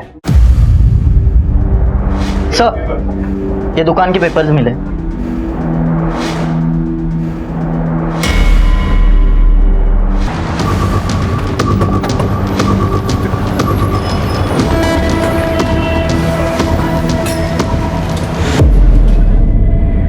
सर कुलबीर भैया बहुत परेशान थे सर। ये दुकान का सारा पैसा बैलेंस है ना। कितना? तकरीबन 20 लाख सर। आखिरी बार कब बात हुई थी उससे? सर वो उनकी मम्मी के अंतिम संस्कार के लिए गए थे ना, तभी। फिर उन्होंने कहा मुझे जाना है, वकील से मिलना है। और वो उनके जीजा जी वो भी साथ गए थे। लास्ट वही बात हुई थी। फिर मैंने उनका फ़ोन ट्राई किया कई बार, लेकिन सर फ़ोन बंद आया। हमने सुना है कि उनकी माँ के अंतिम संस्कार के दिन तुम बहुत जल्दी में थे। नहीं सर, ऐसी कोई बात नहीं है। जैसा जैसा उन्होंने कहा मैंने वैसा ही किया। कोई घाई नहीं थी सर। लेकिन पैसों की घाई थी। सर वो क्या है ना कि दुकान का मालिक हफ्ते में 3 बार आके गया और वार्निंग दिया, फ्राइडे तक पैसा चुकता नहीं किया तो खाली करवा देगा। ठीक है, कुलबीर अगर तुम्हें कांटेक्ट करता तो सबसे पहले तुम हमें कांटेक्ट करोगे, समझे? जी सर। अनुज, 20 लाख का कर्जा था, 70 लाख के गहने लेकर क्यों भाग गया? 35 लाख तो उसके हिस्से से ऐसे ही मिलने वाले थे उसे। सर माँ का घर, जायदाद, बाकी सब तो बहन के नाम हो गया था। सोचा होगा कि जो जेवर मिले वो क्यों लौटा दे। लेकिन गहने लेकर फरार होने से कुलबीर का काम नहीं होने वाला है। क्या बात कुछ और है जो हमसे छूट रही है?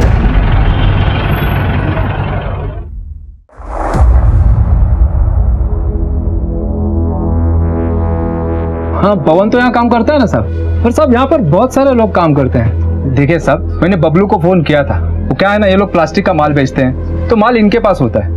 अब जब ये काम नहीं करने वाला है तो कंपनी का माल वापस दे देवे।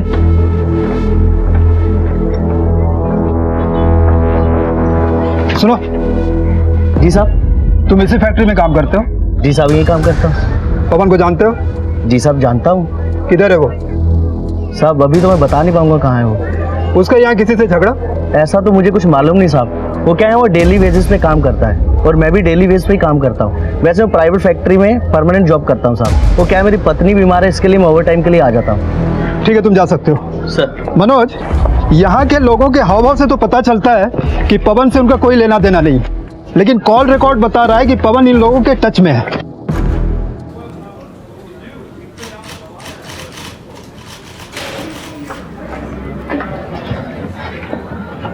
क्या बोले? कुछ पता चला? नहीं, उन्होंने कहा जैसे कुछ पता चलेगा तो वो हमें फ़ोन करेंगे। माँ, तुमने सुबह से कुछ नहीं खाया, कुछ खा लो।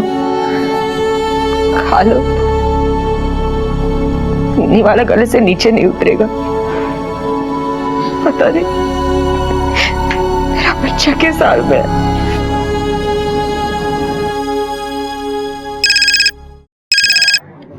हेलो,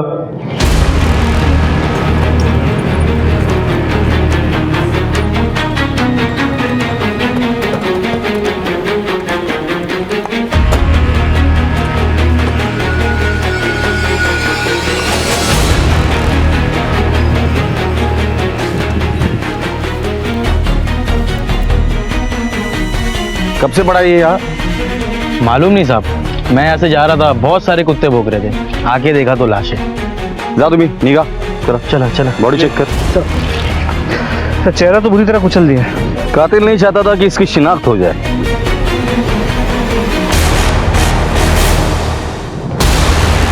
सर ये मिला।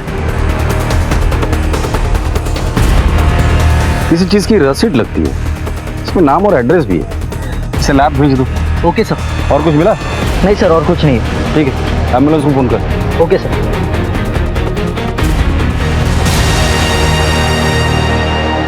तुम लोगों ने बहुत अच्छा काम किया है।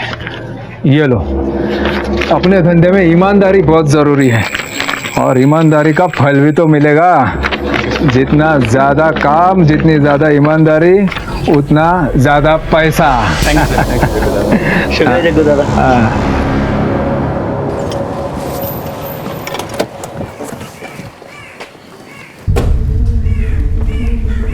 सर, बॉडी की पोस्टमार्टम रिपोर्ट के मुताबिक मौत सर पे किसी भारी चीज पे वार करने की वजह से हुई है। हो सकता है कोई पत्थर हो, तो फिर उसी चीज से उसका चेहरा भी बिगाड़ा गया। और क्या लिखा है इसमें? सर, बॉडी पे जो स्लिप मिली थी उसकी लैब रिपोर्ट है। ये स्लिप एसएसबी के बैंक के लॉकर की स्लिप है और इस पे एक लॉकर नंबर भी है। हैरानी की बात यह है कि ये लॉकर ज्योति राणा के नाम पे है। इसका मतलब वो डेड बॉडी कुलबीर राणा की है, जो ज्वेलरी लेकर फरार होने के बाद शायद किसी ने उसको मारा है। तो उसकी फैमिली को शिनाख्त के लिए बुला लो। सर,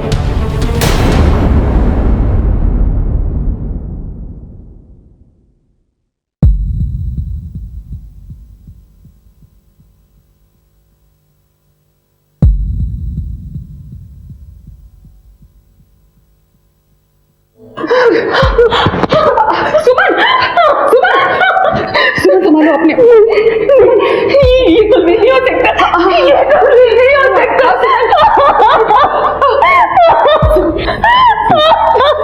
सुमन उठो, सुमन चलो चलो यहाँ से। क्या आप आइडेंटिफाई कर सकते हैं? सर चेहरा तो बुरी तरह से कुचला हुआ है। हाथ या पैर देख के बता सकते हैं? सर हाथ और कद काठ ही देखकर तो ये कुलबीर ही लग रहा है। ठीक है, आप रुकिए बात। ठीक है सर। अनुज, रिस्क नहीं लेते। इस बॉडी का डीएनए इसकी बहन उषा के साथ मैच करवाते हैं और इसकी फोटो हर पुलिस स्टेशन में सर्कुलेट कर दो और बॉडी को यही रहने दो। सर, लाश के मिलने के बाद कई सवाल खड़े हो गए थे। क्या यह कुलबीर था? अगर था तो कुलबीर को किसने मारा, क्यों मारा, शक्ल क्यों बिगाड़ दी? इस हैवानियत के पीछे किसी का क्या मकसद हो सकता है? पुलिस के लिए अब चुनौतियां बढ़ने लगी थीं। साहब मैंने नहीं चुराया साहब। क्या हुआ? साहब मेरा नाम सुधाकर है और गणेश मंदिर के पास मेरे कपड़े का होलसेल व्यापार है। ये श्याम है, मेरे पास काम करता है। मैंने किसी पार्टी को देने के लिए इसे 20 लाख रुपए दिए थे और अब खाली हाथ वापस आकर कहता है कि इसे लूट लिए। सब ये झूठ बोल रहा है। शांत हो जाओ। क्या हुआ रे? साहब मैंने कुछ नहीं चुराया साहब, मैं सच बोल रहा हूँ। इतनी भीड़ थी साहब, पहले पीछे से धक्का लगा, फिर आगे से धक्का लगा, कोई पीछे लेके गया, फिर कोई आगे लेके गया साहब। मेरे हाथ में बैग था साहब, पता नहीं बैग भी कहाँ चला गया। मुझे कुछ नहीं पता साहब। साहब ये झूठ बोला था। हम लोग है ना, कहाँ हुआ ये सब?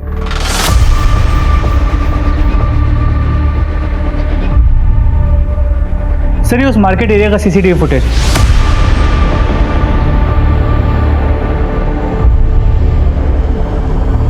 सब वो देखिए मैं। पर सर बैग गया कहाँ? ये तो जैसे जादू है। रिसिप्ट प्ले करो।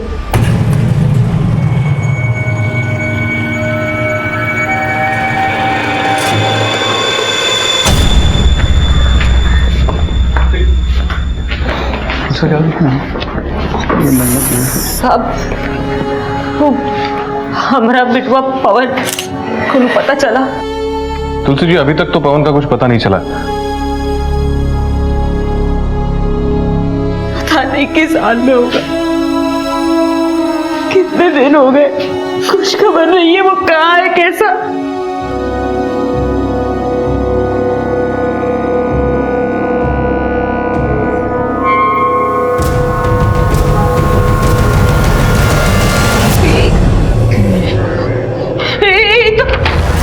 ये तो अपना पवन है, अनी तो अपना पवन है, साहब ये अपना पवन है।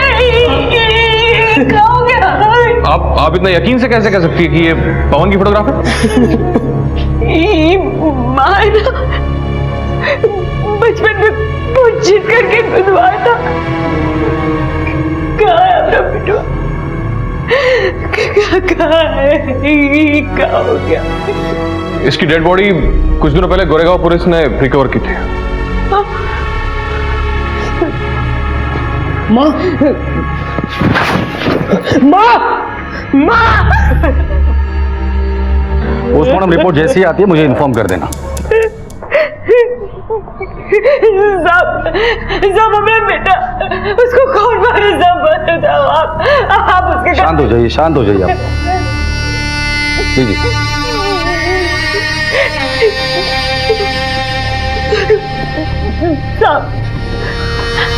साहब हमें पवन को कौन मारा होगा? वो तो बड़ा ही शरीफ है, यहाँ काम करने आया था। थोड़े पैसे जमा हो जाए तो हमको यहाँ बुला लेने वाला था।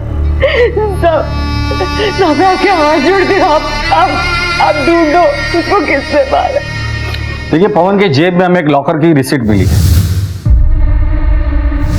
और उस लॉकर में 70 लाख के गहने थे और वो गहने गायब है। हमें लगता है कि आपका बेटा इस शहर में बड़ा बनने के चक्कर में कुछ गलत काम कर रहा था। नहीं साहब, हमारा पवन ऐसा काम नहीं करेगा। वो बड़ा ईमानदार है, चोरी चकारी नहीं कर सकता। साहब जरूर उसको किसी ने फंसाया होगा, वो ऐसा नहीं कर सकता।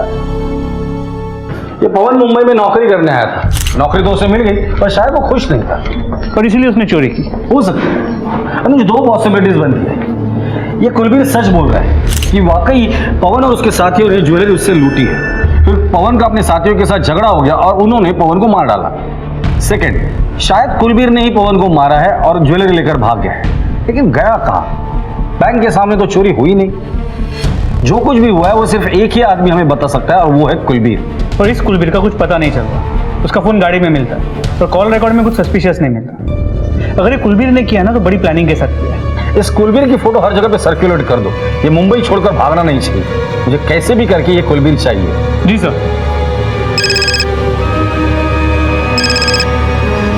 हेलो सर, पवन मिश्रा केस की सारी डिटेल्स इस फाइल पे। हम लोग कुलबीर राणा की मिसिंग कंप्लेंट को इन्वेस्टिगेट कर रहे हैं और ये कुलबीर राणा के मां के बैंक लॉकर की रिसीट पवन मिश्रा के जेब में मिलना हमारे लिए बहुत बड़ा ब्रेक थ्रू है। अब हम लोग इसी के आधार पर आगे की इन्वेस्टिगेशन करेंगे। Right sir. In case if you need any help, you are at your service. Thank you very much. Sure. Tulsi Mishra को उसका बेटा मिल के भी नहीं मिला। पवन मिश्रा की गुमशुदगी की फाइल फिलहाल क्लोज तो हो गई, पर उसकी बेरहमी से की गई हत्या, जेब में लाखों रुपए के लापता गहनों की रिसीट और इन गहनों से जुड़े व्यक्ति कुलबीर राणा की गुमशुदगी ने पवन मिश्रा की गोरेगांव और बोरीवली थानों में कई एक नई फाइलें खोल दी। इधर गोरेगांव पुलिस एक विचित्र आपराधिक चुनौती से जूझ रही थी। कैसे हुआ कहाँ था? सर, मैं एटीएम से पैसा लेकर ही आ रही थी इसी फुटओवर ब्रिज से। अचानक पता नहीं कैसे मेरा पर्स कौन लेके छीन के भाग गया, कुछ पता ही नहीं चला सर।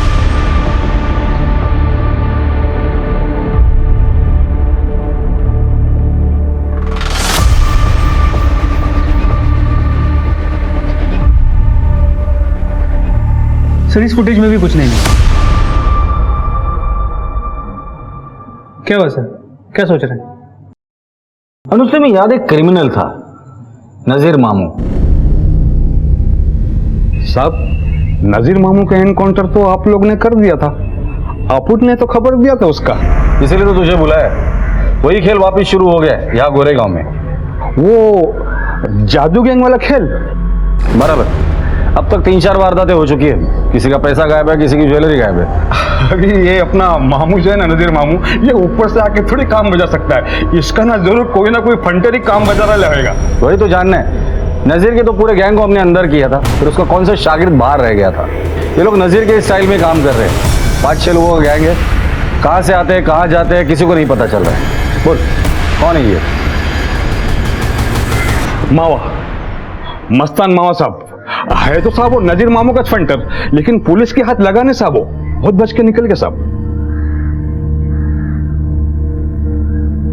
ये मस्तान मावा मिलेगा कहाँ?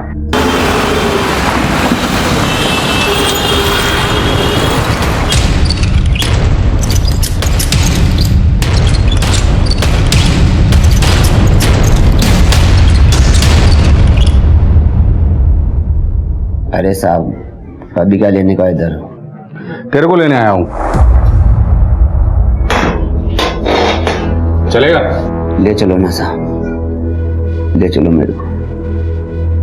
पैरों से पैरालाइज हो गया हूँ, इलाज के लिए पैसा भी नहीं मेरे पास। इलाज के लिए तेरे पास पैसे नहीं है और ये इतना सब कुछ ऐसे ही बन गया? साहब ये सब तो दिखावा है, अंदर से एकदम खोखला हूँ। कब से तेरी हालत? 3 साल हो गए साहब। दवाई ज्यादा, खाना कम खाता, बेकार हो गया हूँ साहब। ठीक है। इसकी फिजिकल हालत देखकर लगता नहीं कि ये इन्वॉल्व होगा, लेकिन क्राइम करने का तरीका वैसा ही है। जी सर, इसकी मोडस ऑपरेंडी बिल्कुल सेम है। लेकिन ये लोग है कौन? हम लोगों ने सारे सीसीटीवी फुटेज चेक किए। अनुज, एक काम करते हैं, एक बार ये सारे सीसीटीवी फुटेज एक साथ चला कर देखते हैं। कोई ना कोई चीज तो कॉमन जरूर निकलेगी।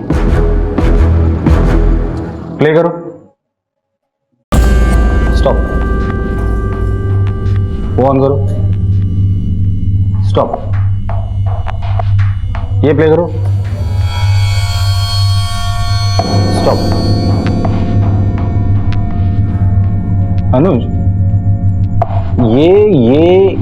ये और ये चारों तीनों फुटेज में कंधे पर बैग है, सेम। लेकिन इनके चेहरे तो कहीं भी नजर नहीं आ रहे, क्योंकि इन्हें पता है कि ये सीसीटीवी के सामने, इसलिए जानबूझकर चेहरा छुपा है। इनके कंधों पर देखो, एक ही बैग है। जो सीसीटीवी कुलबीर का हमने देखा वहाँ ये नहीं हुआ। शायद आगे उसके साथ भी यही हादसा हुआ होगा। सर मतलब एक प्रॉपर गिरोह है जो पूरी प्लानिंग के साथ काम करे। करेक्ट। लेकिन सर वो कुलदीप वाली इंसिडेंट से जुड़ा आदमी पवन मिश्रा, जिसके जेब में वो लॉकर की रिसीट मिली थी, हो सकता है वो भी इसी गैंग का मेंबर हो। लेकिन अब वो तो मर चुका। बोरीवली पुलिस ने उसके एक दोस्त के बारे में हमें बताया था, वो ऑटो ड्राइवर बबलू। लेकिन सर कोई पवन को क्यों मारेगा? हो सकता है कि लूट के माल को लेकर इन लोगों में झगड़ा हुआ हो और पवन को मार दिया हो। इस बबलू ड्राइवर को उठाकर लेकर आओ। अब आगे की बात ये बबलू ही बताएगा हमें। सर साहब मैं नहीं जानता पवन भाई को, साहब मैं नहीं जानता। बेरोजगार था, मैंने काम दिला दिया उसको, 1-2 बार फोन पे बात कर लिया उससे, बस वो अच्छा आदमी था, उतना ही साहब, बस उतना ही। अपन ऑटो वाला आदमी है साहब, कहाँ। दिन भर ऑटो चला चला के थकता होगा ना तू? हाँ सर मैं थक जाता है। थोड़ा आराम कर ले तू। अनुज, इसका क्या करना है ना मुझे बाद में बताता हूँ। साहब मेरी बात सुनो साहब, मैं बोल रहा हूँ साहब, आप सुनो तो सही साहब, मेरा लेना देना नहीं है। आप साहब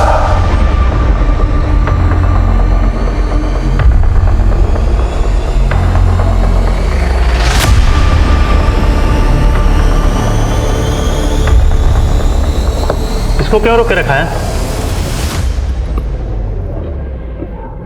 साहब ने कहा है रात को एनकाउंटर करके ठिकाने लगाएंगे इसको। यहाँ पर रहेगा तो मुफ्त की रोटी तोड़ेगा सरकार की। साहब साहब साहब साहब मैं बोलने के लिए राजी हूँ साहब, मैं सब बोल रहा हूँ, मेरे को याद आ गया। आप साहब को बोल दो जाकर। अरे साहब मेरे से गलती हो गई साहब, बोल दो ना साहब। चल बोल।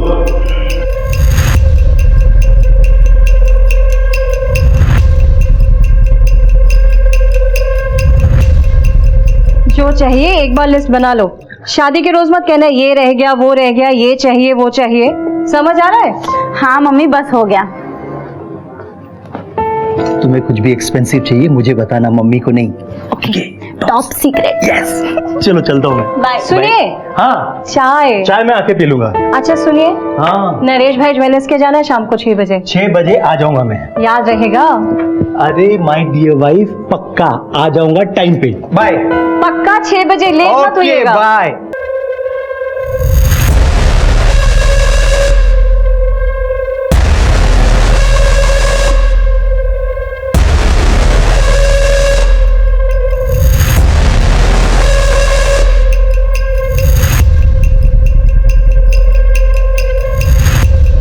हमसे गद्दारी करेगा, देख तेरी हालत क्या करता हूँ। साहब मैं सच बोल रहा हूँ साहब, मैं झूठ नहीं बोल रहा। 6 बजे की खबर मिली थी, चाचा ने रवाना भी कर दिया था। अपनी क्या गलती, धूरा वहां पर। कितनी बार बोला था आपको कि 6 बजे तक आ जाइएगा? 5 बजे से मैं और मेरी बेटी तैयार होकर बैठे हैं। अरे यार एक मीटिंग आ गई। तुम्हारी मीटिंग ही इंपॉर्टेंट है। कल चलेंगे पक्का। मेरा मतलब से पार्टी पहुंची नहीं तो मैं क्या कर सकता हूँ साहब? अब बोलो ना, मेरा फोन बज रहा है।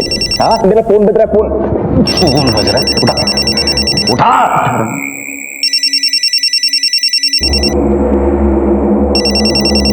अंकल फोन कर रहा था। हाँ जी अंकल। सुन, कल शाम को धूर लेट हो गया था, अब तू जल्दी निकल और पोल पे पहुंच। धूर पहुंच रहा है, बाकी के लोग भी पहुंचते होंगे, जल्दी निकल। हाँ जी अंकल।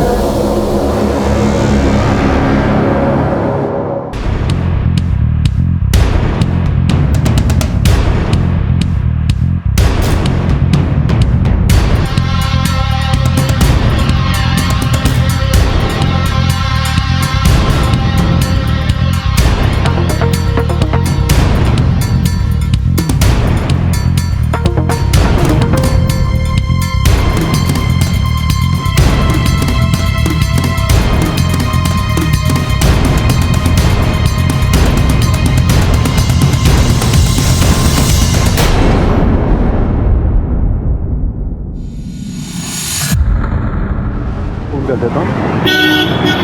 हेलो, अरे कहाँ पार्क कर दी गाड़ी? ठीक है, अच्छी लगी बहुत। अरे चलो थोड़ा इधर ही चलते हैं।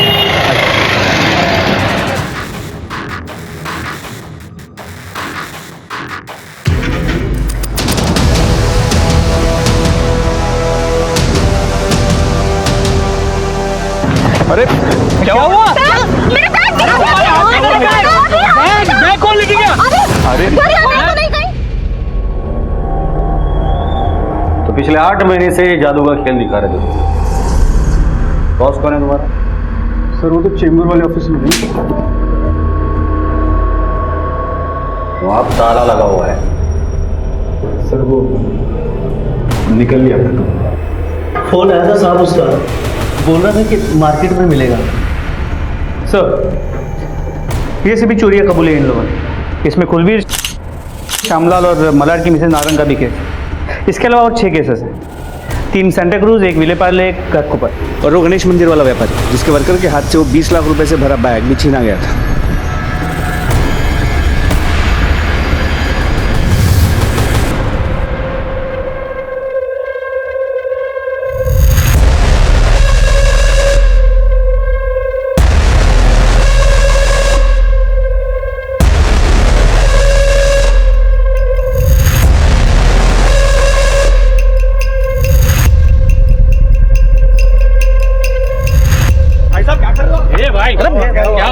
मेरा बैग क्या हुआ? उधर देखो।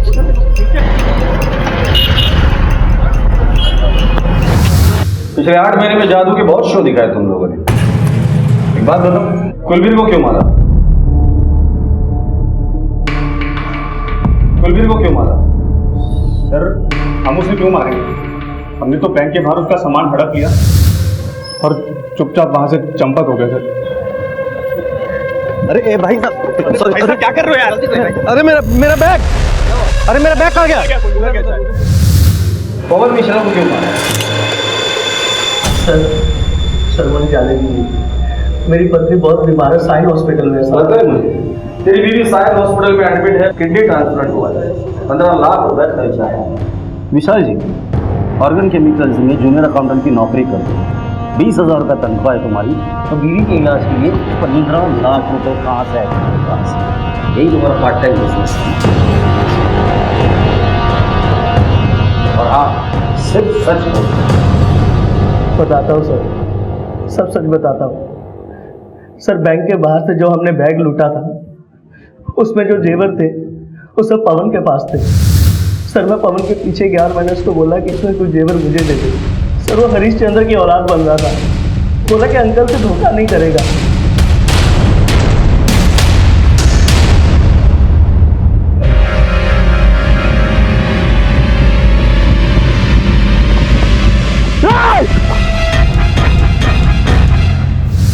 जिससे तुम्हें ये जादू का खेल सिखाया था, गुरु को है।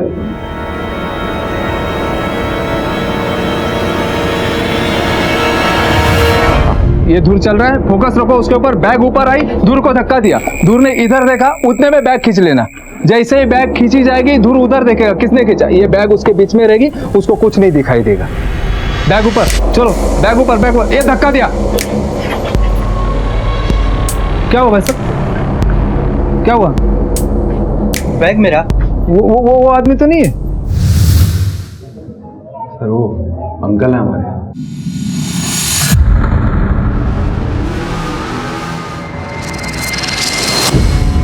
मैं चलता हूँ, पुलिस मेरे पीछे पड़ी है। जिधर भी जाओगे मास्टर को भूलना नहीं, पेमेंट टाइम पे आना चाहिए, क्योंकि ये जादू का खेल मैंने सिखाया तुमको। चलता हूँ।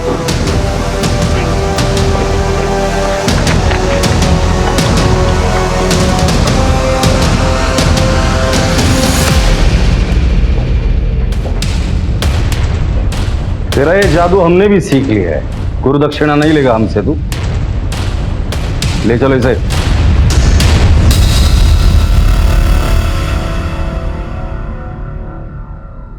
ये चोरी का केस तो सॉल्व हो गया, लेकिन कुलवीर की मौत अब भी पहले बनी हुई है। नहीं अनुज, ये पहले भी सुलझ जाएगी। तो क्या? अब तक कुलवीर के बारे में हमें सिर्फ एक आदमी इंफॉर्मेशन दे रहा है। कुलवीर का फोन हमें गाड़ी में मिलता है, और ये पवन मिश्रा जिसकी लाश की शिनाख्त होना नामुमकिन था, उसे ये आदमी कुलवीर साबित करने पर तुला हुआ है। बता कुलवीर कहाँ है? तूने ही उसे कहीं छुपा कर रखा होगा, बता। सर जी, ये आप क्या कह रहे हैं? सच बता, कुलवीर को क्यों मारा तूने? सर आप क्या कह रहे हैं, मुझे कुछ समझ में नहीं आ रहा है। तू ऐसे नहीं मुंह खोलेगा। अनुज, जादव, शुरू हो जाओ। सर बता रहा हूँ सर, मैं वो जब बैंक के बाहर खड़ा था तो कुलबीर ने आकर मुझे चोरी की बात बताई। अरे मैं लुट गया, किसी ने बैग छीनी है मेरे हाथ से। सर मुझे कुलबीर की नीयत में खोट नजर आ गया था। मैं उसे अपने घर ले गया, वहाँ उस पर दबाव बनाया, पर वो चोरी की बात पर डटा रहा। दीदी समझाओ ना जीजा जी को। अरे मेरे पास नहीं है कोई बैग। साले साफ साफ क्यों नहीं कहता कि तेरी नीयत खराब हो गई है? अम्मा जी ने घर हमारे नाम कर दिया तो सारा माल तू अकेले हड़पना चाहता है। चल बता, कहाँ छिपा के रखे जेवर? निकाल, नहीं तो मेरे पास नहीं है।